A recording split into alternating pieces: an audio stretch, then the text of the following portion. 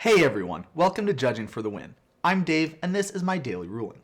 Today is the start of Brothers War Week, and as such, I'm going to be talking about one of the new mechanics from the set. Okay, so technically Powerstones aren't actually new. We had Powerstones with Karn and Dominaria, and we also, I think, had one additional card that used Powerstones in the Commander Adjunct set, but I think we can all agree that Powerstones are a lot realer of a mechanic now that we have all these new Powerstone cards from Brothers War. So, the question that we're asked is, if you have some mana that was generated from Powerstones in your mana pool when you activated Doubling Cube, will the extra mana that Doubling Cube gives you that comes from that mana have the restriction that Powerstone mana has or not?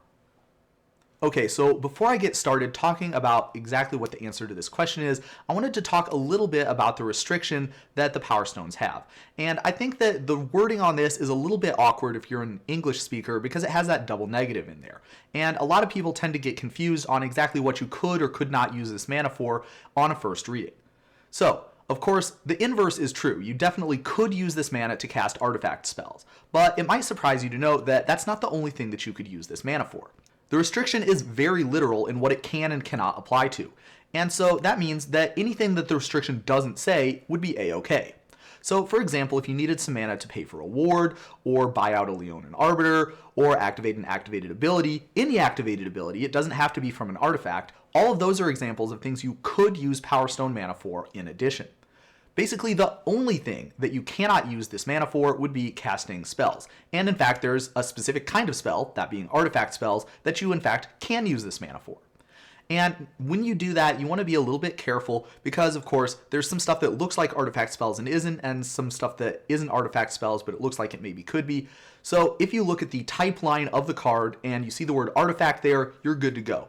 Now, there are some colorless stuff that isn't artifacts, and there is some artifacts out there that are not colorless. So the real test that you need to look for, the thing that the comprehensive rules is looking for, is if it actually says the word artifact on the type line. Okay, so now that we've covered that, let's talk a little bit about the question that we introduced at the beginning of the episode. And for that question, we can see that we have this rule here, which indicates that when Doubling Cube is doubling all the mana, what it basically does is it takes a snapshot of everything that's in your mana pool, then it's going to generate that much additional mana.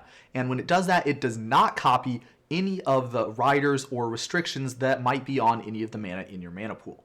So all of the mana that you had from Powerstones when this ability resolves, well, all of that Powerstone mana is going to be there completely unchanged. However, any additional mana that you generate, it's still going to be colorless, but you will not have any restrictions at all on how you can spend it. You could spend that mana on whatever you want.